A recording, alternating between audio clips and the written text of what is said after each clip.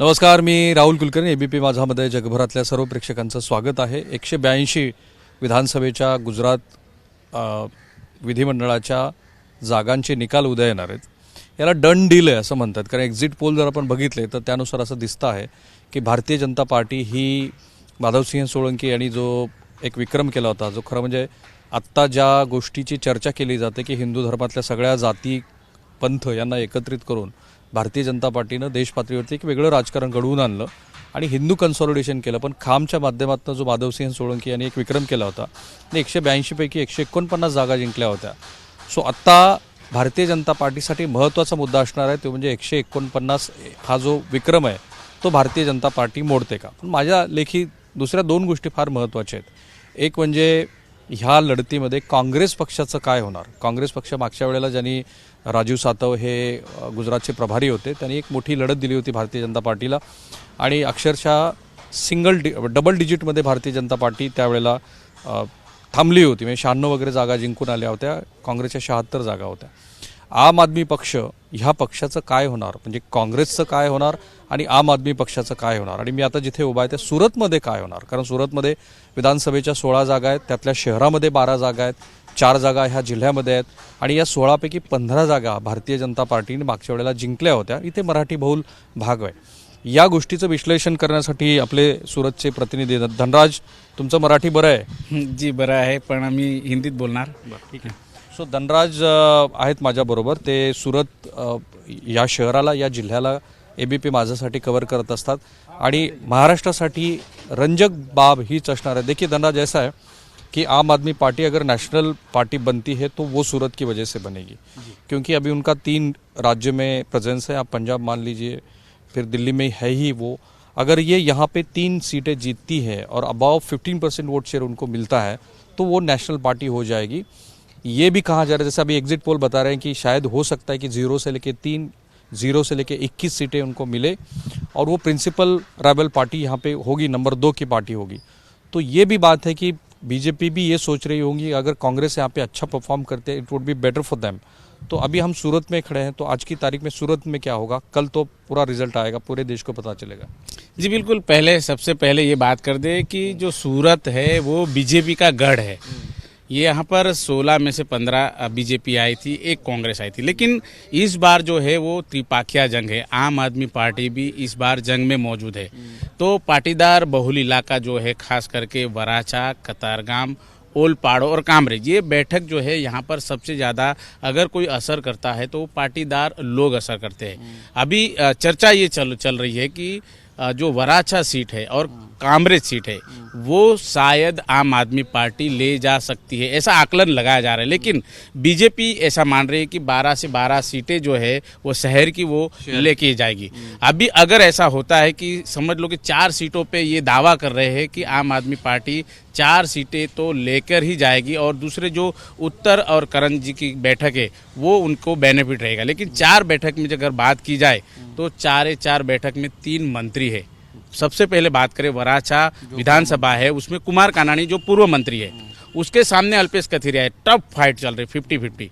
उसके बाद अगर बात की जाए तो कतारगाम विधानसभा, उसमें मंत्री वीनू मोरडिया है, वो भी कद्दावर नेता है बीजेपी के. उनके सामने खुद आम आदमी पार्टी के जो प्रदेश अध्यक्ष है गोपाल इटालिया, वो मुकाबला कर रहे हैं. उसके बाद बात करते हैं ओलपाड़ विधानसभा की. तो ओलपाड़ विधानसभा में जो मुकेश पटेल है वो भी मंत्री है. उनके सामने है धार्मिक मालविया. यानी कि जैसे कहा जाए कि जो पास समिति का आंदोलन चल रहा था, पाटीदार अनामत आंदोलन जो चल रहा था, उनके बड़े जो 3 चेहरे थे, अल्पेश कथीरिया, गोपाल इटालिया और धार्मिक मालविया, ये तीनों तीन जो है इस बैठक पे फाइट कर रहे हैं. लेकिन जिस प्रकार से बीजेपी कह रही है कि 12 के 12 सीटें हम लेके जाएंगे, हालांकि कल जो मतगणतरी होने वाली उसमें क्लियर स्पष्ट हो जाएगा कि भाई किसकी जीत होती है. बीजेपी तो कह रही है कि 12 से 12 निकाल जाएंगे. आप दावा कर रही है कि कम से कम 4 सीटें जो है वो हम लेके जाएंगे. लेकिन पत्ता खुलेगा कल नसीब किसका चमकेगा वो पता चलेगा. देखिए, सबसे बड़ी बात तो ये है की गुजरातमध्ये ज्या सुरतमध्ये, कारण अर्बन सेंट्रिक देशातलं हे सर्वात जास्त अर्बन असलेलं शहरी भाग असलेलं राज्य आहे. देशातलं हे सर्वात इंडस्ट्रियलाइज असलेलं हे राज्य आहे.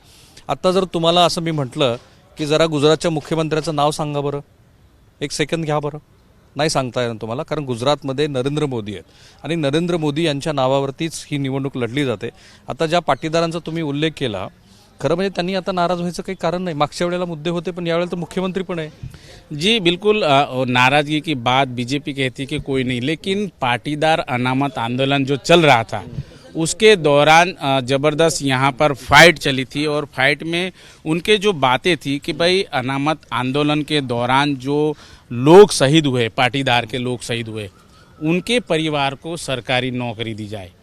अनामत आंदोलन को लेकर जो अनामत चल रही थी, हालांकि उसमें अनामत मिली है, लेकिन उसके बाद जो उनकी मांगे है, 3 से 4 मांगे है, वो सरकार को वो बार बार कहते थे कि हमारी मांगे ये पूरी की जाए तो हम बीजेपी के साथ रहेंगे। लेकिन अभी तक वो जो मांगे, परिवार को नौकरी देना, उनको सहायता देनी, ऐसी कोई बात सरकार की ओर से अभी तक नहीं आई। इसीलिए पाटीदार वर्ग जो है वो नाराज। और पहली बात, पानी को हटाया और फिर मुख्यमंत्री तो बनाया ना। जी, पाटीदार भूपेंद्र पटेल है, उनको मुख्यमंत्री जरूर बनाया है, लेकिन सबसे बड़ी बात ये आती है कि अनामत आंदोलन के दौरान जो मांगे थी वो अभी तक मानी नहीं है सरकार ने। वो मांगे को लेकर ये तीन जो नेता है वो अटल थे।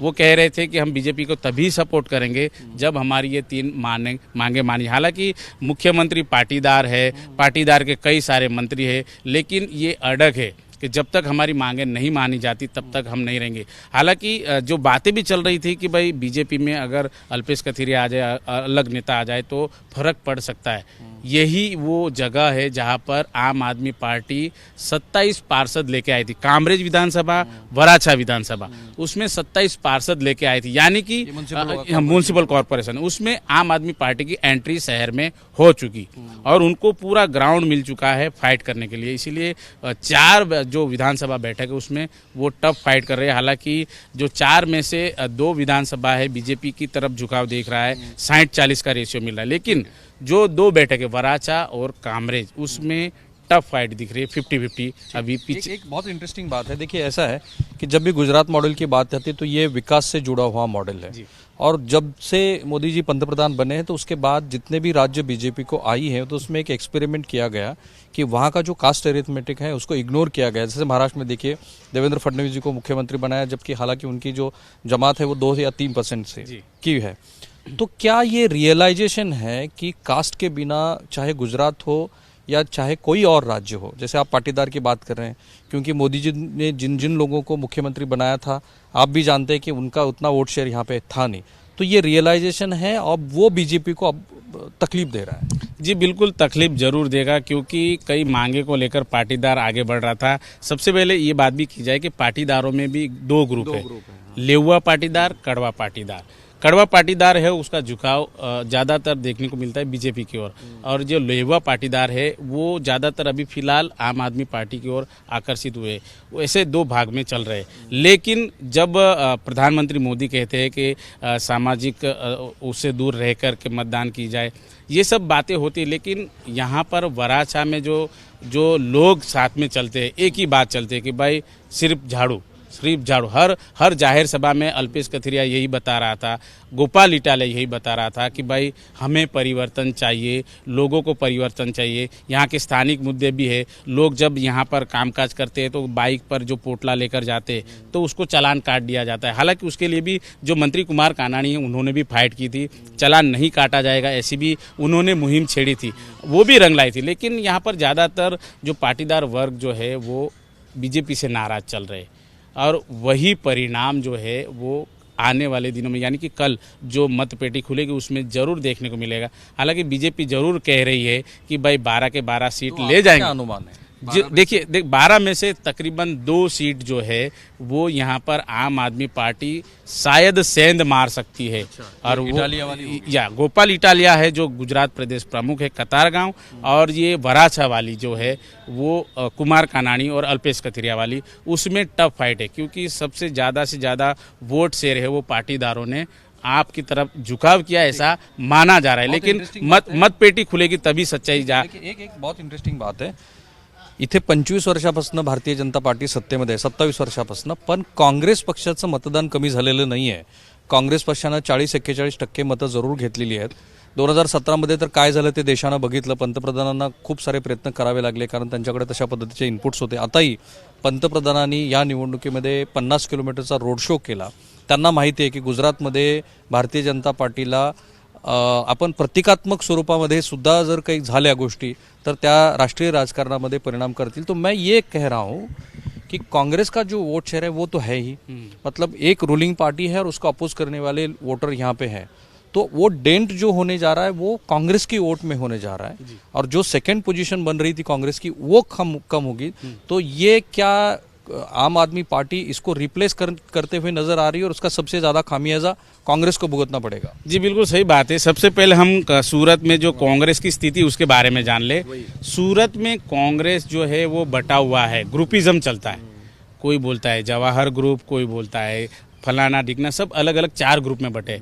इसकी वजह से टफ फाइट जो होनी चाहिए खास करके सूरत शहर में वो नहीं हो. हालांकि जो असलम साइकिल वाला है वो पूर्व विधानसभा का फिलहाल उम्मीदवार है कांग्रेस का, वो पूर्व विधानसभा में टफ फाइट दे रहा है. पूर्व विधानसभा जो है वो आम आदमी पार्टी, भाजपा और कांग्रेस, ये तीनों में त्रिशंकु था. लेकिन जो आम आदमी पार्टी का कैंडिडेट है वो जो उन्होंने फॉर्म वापस खींच लिया. अभी टफ फाइट हो गई कांग्रेस और बीजेपी की. लेकिन यहाँ पर जो पूर्व विधानसभा है उसमें कांग्रेस जगह बनाने की बात जरूर चल रही है, लेकिन बीजेपी है वो सीट भी लेके जाएगी. कांग्रेस सब मिलकर नहीं लड़ते, टांग खींचने वाले, हाँ टांग खींचने वाले. और सबसे पहले ये बता दूं कि सूरत ऐसा पहला शहर होगा जिसमें नगर निगम में भी कोई पार्षद नहीं, विधानसभा में भी कोई एमएलए नहीं और एक भी सांसद नहीं. बड़ी बात है. यहाँ जो प्रधानमंत्री मोदी का जो सपना बोलते कांग्रेस मुक्त भारत, उसमें सूरत शहर है वो उदाहरण है. क्योंकि ये गुटबाजी में जुटे हुए रहते हैं, एक दूसरे की टांगे खींचते हैं, इसका ऐसा होगा उसका, साथ में मिलकर नहीं लड़ते. इसकी वजह से कांग्रेस है वो पीछे चल रही है. अभी ऐसा बताया जा रहा है कि आम आदमी पार्टी जो है वो ज़्यादातर कांग्रेस को खा रही है. जिस प्रकार से नगर निगम के चुनाव हुए थे, जहाँ जहाँ पार्षद है वो बैठक ऊपर ज़्यादा से ज़्यादा आम आदमी पार्टी के पार्षद आ चुके हैं. जैसे कि पुणे हो, वहाँ पर भी कांग्रेस ज़्यादा हावी थी, वहाँ पर भी अभी आम आदमी पार्टी है. जो शहरी इलाका है, जो अलग अलग महिदरपुरा इलाका हो या फिर मुगली सराय इलाका हो, वहाँ पर भी कांग्रेस के जो पार्षद थे वो भी वहाँ पर ख़त्म हो चुके हैं. यानी ज़्यादा से ज़्यादा अगर बात की जाए तो आम आदमी पार्टी वोट शेयर दोनों का काट रही है. कांग्रेस का ज़्यादातर काट रही है और आम आदमी पार्टी बीजेपी का लगभग 5% वोट काट रही है. ठीक है, मेरा एक आखिरी सवाल है जिसको हमको समझ में लेना है. बात ऐसी है कि आपका जो स्टेट है वो बहुत इंडस्ट्रियलाइज है, सॉर्ट ऑफ रीच कहा जाता है, सबसे देश का सबसे बड़ा अर्बनाइज स्टेट है. फिर जब आम आदमी की बात आती आहे, कारण आम आदमी पक्ष आल्यानंतर काय फ्रीबीज ज्याच्याबद्दल ती खूप बोललं जातं की त्या सगळ्या गोष्टी ते फ्री देत आहेत. अरविंद केजरीवाल यांचं असं म्हणणं आहे की आम्ही फ्री देत नाही आहोत, लोकांच्या कल्याणाची गोष्ट करत आहोत. आणि पंतप्रधानांनी आम आदमी पक्षाला कुठल्या पातळीवरती देखो ये पहला ऐसा चुनाव है, मैं जहाँ तक समझ रहा हूँ यहाँ पे बीजेपी की ये दिक्कत है कि आपके सामने कोई ऐसा विलन नहीं है कि जिसको आप क्रिटिसाइज करें. आप डेवलपमेंट की बात करेंगे तो दिल्ली का डेवलपमेंट मॉडल उनके सामने है. अगर आप उनको उस लेवल पे जाके क्रिटिसाइज करने की कोशिश करोगे तो वो आम आदमी ने कोई चांस छोड़ा नहीं. हालांकि खरगे जी का जो आखिरी बयान था उसको वो शायद भुनाने की कोशिश की गई, वो रावण वाला मामला. तो जो डेवलपमेंट का इशू जो गुजरात मॉडल है उसके बजाय अब कॉमन सिविल कोड वाला वो मसला उछला. फिर अगर यहाँ के टेररिस्ट की बात हुई, फिर जो बीच में आम आदमी पार्टी ने भी ये प्रयास किया कि बिल्किस बानो का जो मामला है उसको ना उछाला जाए. तो मेरा सवाल ये है कि जो रेवड़ी वाली बात होती है, जो फ्रीबी की बात होती है, वो सूरत के लोगों में कितनी पहुंच गई है और क्या वो सही में चाहते हैं फ्री सब चीज़ें? जी बिल्कुल. रेवड़ी वाली बात जब आई थी तो सारे के सारे जहाँ पर आम आदमी पार्टी जाती है वहाँ पर गारंटी कार्ड देते हुए जा रही है. 50 लाख से ज़्यादा हर घर में गारंटी कार्ड दे रही है. अगर हम आएंगे तो आपको ये सुविधा मिलेगी, वो सुविधा मिलेगी. बिजली मुफ्त कर रहे हैं, वो आरोग्य की सुविधा मुफ्त कर रहे हैं और कई सारे ऐसी चीज़ें हैं वो मुफ्त में देने की गारंटी कार्ड बांट चुके हैं. अगर आप किसी भी घर में जाओगे तो आम आदमी पार्टी ने क्या गारंटी दी, तो घर में से वो गारंटी कार्ड कर निकाल के देगा. जो मध्यम वर्गीय जो लोग हैं, तो एश्योरेंस कर रहे हैं यस यस, मध्यम वर्गीय लोग जो है वो उनको आशा है कि अगर केजरीवाल आ जाता है तो हमारा कल्याण होगा। कम से कम बिजली का बिल तो कम आएगा, आरोग्य की जो बातें चलती है, हालांकि सरकारी हॉस्पिटलों में सब जगह पे मुफ्त चलता है, लेकिन आरोग्य की बातें चलती है वो भी मुफ्त होगी। तो एक आस जरूर मिडिल क्लास लोगों में, लोअर क्लास लोगों में ये आस जरूर बंधी है कि आम आदमी पार्टी कुछ करेगी, लेकिन वो वोट में कन्वर्ट होता है कि नहीं, वो सबसे बड़ी बात है। यहाँ पर देख लो, पहले तो बीजेपी का गढ़ है और यहाँ पर तकरीबन 1 लाख से लेके 75,000, 25,000, 30,000 ऐसे लीड में जो विधायक है वो जीत के आए थे। महाराष्ट्र के लोगों के मन में भी रहेगा 25 साल से बीजेपी क्यों जीतती है? देखिए, यहाँ पर एक ही मॉडल चलता है, बीजेपी मॉडल, वो गुजरात मॉडल पूरी देश और दुनिया में दिखाते। यहाँ पर जनता को जो सुविधा चाहिए, खास करके अर्बन सिटी में जो है वो सबसे ज़्यादा विकास यहाँ पर नगर निगम की ओर से, बीजेपी की ओर से किया गया है और उसके तौर पे ये लोग ज़्यादातर प्रचार प्रसार करते हैं। अभी सूरत की बात कर लो तो सूरत में ऑन रोड 117 ब्रिज है, ठीक है, ब्रिज सिटी भी कहा जाता है, डायमंड सिटी कहा जाता है। डायमंड सिटी में अभी सबसे बड़ा हीरा बुर्ज जो प्रधानमंत्री मोदी का सपना है, तो वो हीरा बुर्ज भी बन गया, उनको भी थोड़े दिनों में लोकार्पित, शायद लोकसभा चुनाव से पहले हो जाएगा। टेक्सटाइल सिटी, हाँ, टेक्सटाइल सिटी में जीएसटी को लेकर काफ़ी नाराजगी है, लेकिन व्यापारी बातें जरूर करते हैं कि यार ये परेशानी है, वो परेशानी है, लेकिन अंतिम टाइम पे है ना, वोटिंग करने का टाइम आते हैं तो वो बीजेपी को वोट करते हैं। ये एक सवाल है, अगर गोपाल इटालिया को मुख्यमंत्री पद का उम्मीदवार बनते तो क्या कास्ट अरिथमेटिक बेटर रहता? जी देखिए, यहाँ पर केजरीवाल ने 2 कार्ड खेले हैं, पाटीदार तो उनके साथ है ही, उनको भाप चुके थे वो, तो केजरीवाल ने प्रदेश अध्यक्ष रखा है, वो पाटीदार को रखा है, और ओबीसी जो है अपना ईशुदान गढ़वी, उसे मुख्यमंत्री पद का जो उम्मीदवार घोषित कर दिया था।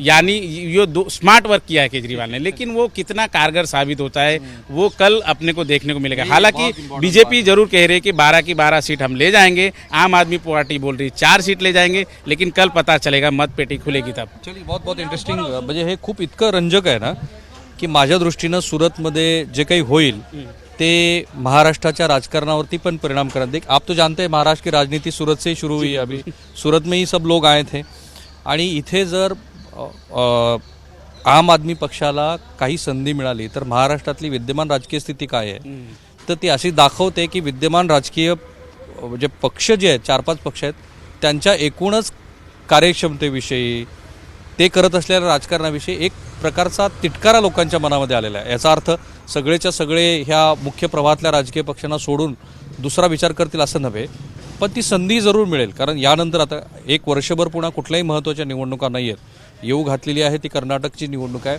पण महाराष्ट्रामध्ये कधीही मध्यावधीच्या निवडणुका लागू शकतात अशा पद्धतीचा विरोधकांकडनं सतत प्रचार केला जातो आहे आणि म्हणून आपलं सूरतवरती खास लक्ष असणार आहे।